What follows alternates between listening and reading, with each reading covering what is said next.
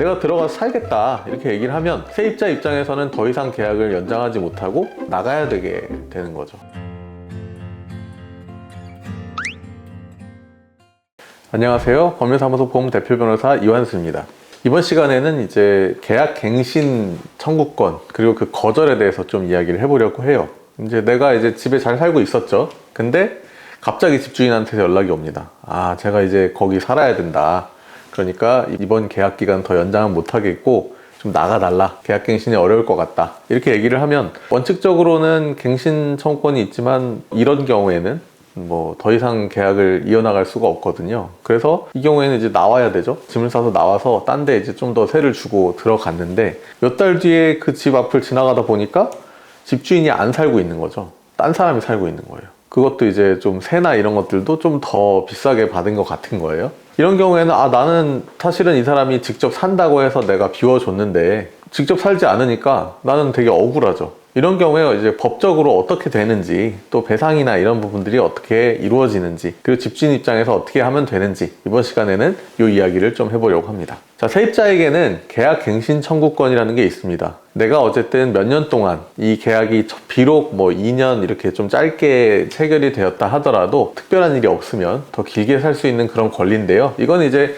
주거의 안정성이라는 측면에서 법적으로 허용되어 있는 내용입니다. 근데 집주인이 항상 거절 못하는 건 아니에요. 당연히 뭐 월세를 밀리고 있다. 그럼 집주인 입장에서 이 사람을 뭘 믿고 계속 이제 살 수 있게 해주겠어요? 이런 경우에는 이제 거절할 수 있고 뭐 그런 사유들이 주택임대차보호법에 쫙 기재가 되어 있습니다. 그런데 이제 집주인 입장에서 더 이상 이제 계약을 연장하고 싶지 않을 때 많이 쓰는 방법 중에 하나가 임대인 본인이나 직계 존속, 비속, 그러니까 내 스스로 혹은 나의 뭐 부모님 또 나의 자식이 직접 거주할 예정인 상황에서는 계약 갱신을 거절할 수 있다라는 취지의 규정이 있어요. 그러니까 내가 들어가서 살겠다 이렇게 얘기를 하면 세입자 입장에서는 더 이상 계약을 연장하지 못하고 나가야 되게 되는 거죠. 근데 문제는 이걸 악용하는 경우가 있다는 겁니다. 사실은 이게 진짜 산다라는 걸 내가 두 눈으로 뭐 똑똑히 보고 확인할 수 있는 것도 아니고 미리부터 들어와 살고 있는 것도 아니잖아요. 그러다 보니까 비워주기 전에는 이게 진짜 들어와 살 건지 아닌지를 알 수가 없단 말이에요. 그러다 보니까 진짜 살 생각도 없는 사람이 나 여기 들어와 살려고 한다. 어쩔 수 없다. 이러면서 내보내고 그 다음에 이제 세를 확 올려버리거나 그러니까 말하자면은 집값이 크게 바뀌었다거나 뭐 전세금이 크게 폭등한 경우에 기존에 살던 사람한테서 올려받는 거에는 한계가 있으니까 아예 그냥 내보내고 새로 임차인을 들이는 그런 방법을 시도하기 위해서 내가 들어와 살겠다라는 핑계를 대는 경우가 있는 겁니다. 그래서 실제로 뭐 그런 식으로 내보낸 다음에 바로 또 중개사랑 얘기를 해서 다른 세입자를 들이거나 하는 경우들도 있기 때문에 이 경우에는 좀 이제 악용되는 사례들이 제가 실제로 본 사례도 꽤 있고 또 아마 알려지지 않은 사례들 그러거나 말거나 하고 그냥 넘어가시는 분들도 많은 걸로 알고 있습니다.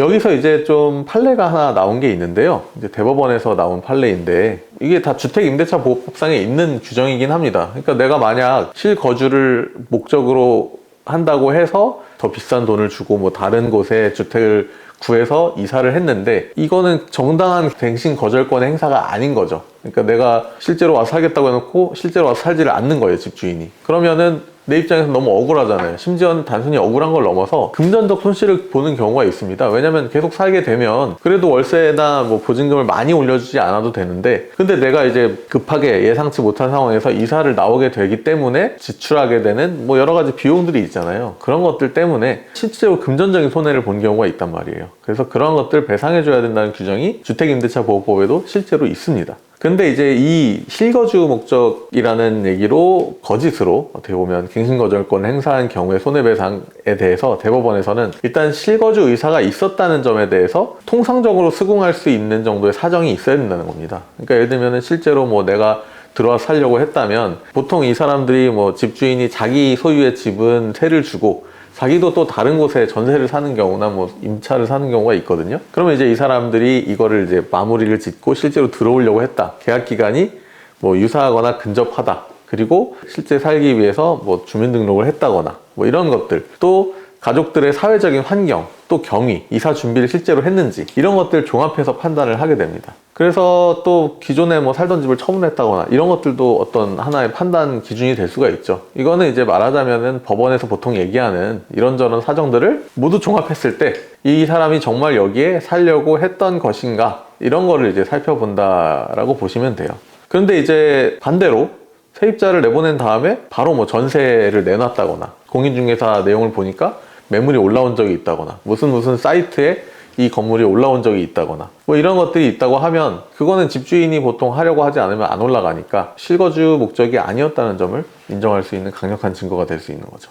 그렇다면 이제 허위 실거주가 드러났을 때 갱신거절권을 부당하게 행사해서 내가 이제 이사를 갔을 때 그때 이제 손해배상의 범위에 대해서 이것도 이제 주택임대차보호법에 나와 있기는 합니다. 최소값이 정해져 있는데요. 보통 월차임의 3개월 뭐 월차임이 없는 경우에는 보증금을 통해서 환산한 또 월차임이 있어요. 일정 기간 동안에 차임을 손해배상액으로 하고 있고요. 다만 이로 인해서 더 큰 손해를 본 경우에는 당연히 그 손해를 입증을 하게 되면 예를 들어서 내가 이사비를 좀 크게 지출했다거나 이사 가기 위해서 더 큰 뭐 보증금이나 월세를 부담하게 됐다거나 보증금 보통은 이제 반환 받게 되니까 보증금보다 이제 월세를 크게 올린 경우에 손해배상금의 그 범위가 조금 더 올라갈 수 있을 것 같습니다. 그래서 이러한 경우가 만약 증거가 잘 갖추어져 있고 내가 이러한 것들을 잘 준비가 되어 있다면 그러면은 집주인한테 뭐 당장 소송을 걸 필요까지도 없이 뭐 어떤 협의나 의사교환만 가지고도 일부라도 배상을 받고 끝나는 경우도 꽤 있습니다. 실제로 이렇게 이제 허위로 하는 경우도 있지만 뭐 많은 경우에는 뭐 이사비 명목, 지원비 명목 이런 식으로 해서 갱신거절권을 인정해 주는 대가로 일정 뭐 금전을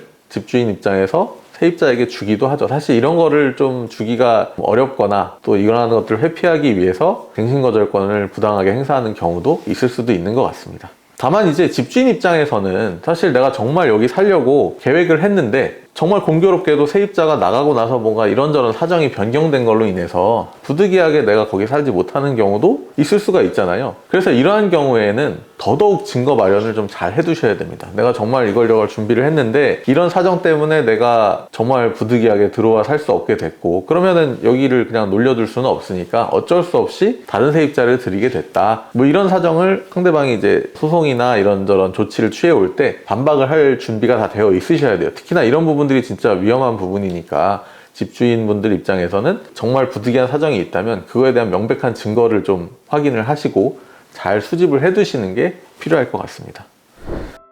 자, 이렇게 집에 와서 내가 직접 와서 살겠다는 명목으로 계약갱신을 거절하는 경우에 원래 살던 세입자분들께서는 뭐 억울하다는 생각이 드시는 경우도 있고 또 의심스러울 수도 있어요. 그렇지만 이제 이런 것들을 어떻게 조치를 해야 되냐, 배상을 받아야 되냐 이런 것들을 잘 모르시기도 하니까 소가리를 하실 경우도 많다고 알고 있습니다. 그렇지만 이제 법적으로는 분명한 배상 근거를 마련해 놨으니까 만약 그런 정황이 정말 확인이 된다면 적극적으로 법적 대응을 생각하시는 것도 나의 억울함 그리고 나의 경제적 손실을 보상받을 수 있는 길인 것 같습니다. 저희 영상이 도움이 되셨다면 좋아요, 구독 부탁드려요. 감사합니다.